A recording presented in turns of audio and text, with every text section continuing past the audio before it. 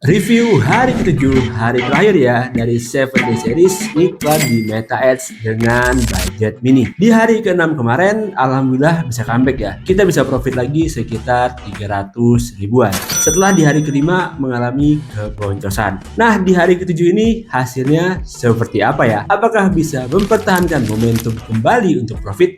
Atau masuk ke fase keboncosan. Nah, di video ini nanti gua akan review lengkap dashboardnya seperti apa. Tapi sebelumnya gue pengen cerita sedikit kalau sekarang ini mungkin problem mengenai back order udah teratasi. Tapi muncul problem baru nih, yaitu banyak akun yang nggak spend iklannya. Udah aktif tapi nggak spend. Mau akun reguler, akun whitelist juga mengalami hal yang sama. Kira-kira teman-teman banyak nggak yang mengalami hal tersebut? Lagi-lagi ya, alhamdulillah akun gua sih nggak ada yang kayak gitu ya. Sepertinya kalau gua running iklan, entah testing atau apa, langsung spend iklannya. Kalau spike, gue sempat mengalami spike juga. Yang seperti pernah gue share, gue coba testing 1 juta, langsung kesedot sampai ke akar-akar. Tapi kalau nggak spend, kayaknya selama beberapa waktu ini, akun gue udah nggak pernah mengalami hal tersebut lagi. Kalau teman-teman yang mengalami kendala seperti itu, monggo cerita di komen ya. Siapa tahu nanti ada yang bisa memberikan solusi. Oke, sekarang kita langsung aja masuk ke dashboard Meta Ads-nya untuk review hari ke-7. Oke, ini hari ke-7 ya, tanggal 23 Oktober. Kita lihat di akun pertama yang jualan ebook. Total habis 130.000 ya. Ada 12 yang add to cart, 3 yang ngisi form, tapi sepertinya hanya 1 yang bayar. Karena cuma 1 yang bayar, kalau kita lihat di purchase conversionnya minus 34.000 ya di hari ke-7. Akun pertama yang jual ebook minus cuy.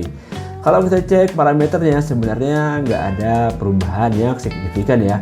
CTR-nya masih di atas 1, CPM-nya juga masih di bawah 50.000. Yang problemnya adalah di orang yang melakukan pembayaran cuy. Karena ini rendah banget, dari 12 yang add to cart hanya 1 yang berakhir checkout. Ini yang perlu kita dalami ya, kira-kira kenapa nih? Apakah ada perubahan harga yang perlu dilakukan, perubahan di halaman checkout, atau mungkin di metode pembayaran? Ini yang mesti kita telah lebih lanjut ya. Jadi akun ebook yang ini kita mengalami keboncosan 34.000. Sekarang kita cek di akun yang jualan tools AI. Habis ya 171.000 ya ini amount spendnya. Kemudian ada 20 yang add to cart, tapi cuy, lagi-lagi tapi hanya 1 yang purchase ya. Hanya 1 yang purchase, jadi kita boncos 96.000.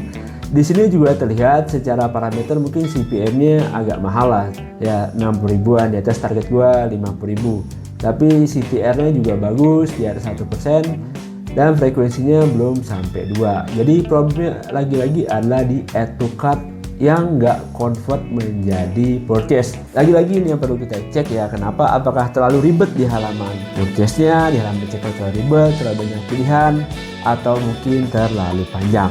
Nah, nanti data ini akan kita review lebih lengkap selama 7 hari untuk kita cek nih kira-kira layak nggak diteruskan ke berikutnya, atau udah stop di 7 days series ini aja.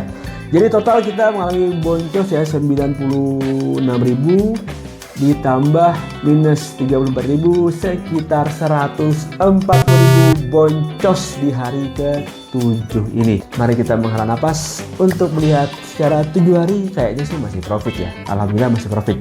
Tapi tentu saja perlu kita lakukan pengecekan lagi apakah ada yang bisa kita improve sehingga campaign ini lebih sustain ke depannya.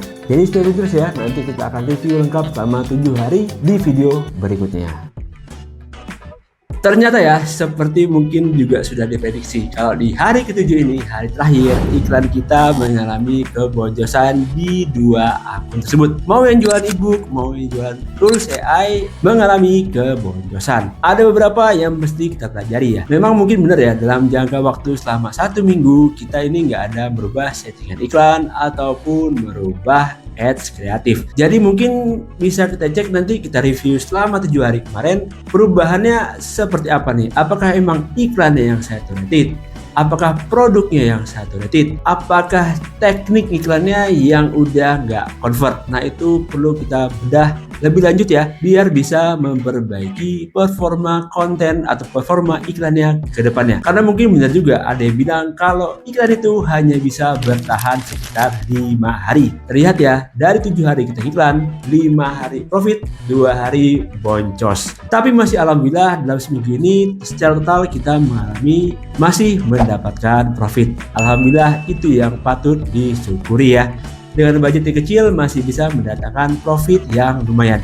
Gimana kalau budgetnya lebih besar? Apakah bisa profitnya berlipat? Itu dia, tidak linear ya. Banyak faktor yang menyebabkan iklan itu bisa bagus apa enggak. Mungkin ini untuk review hari ke-7 ya. Nanti di next video kita akan bahas kupas tuntas selama 7 hari, kita recap full performa iklannya seperti apa.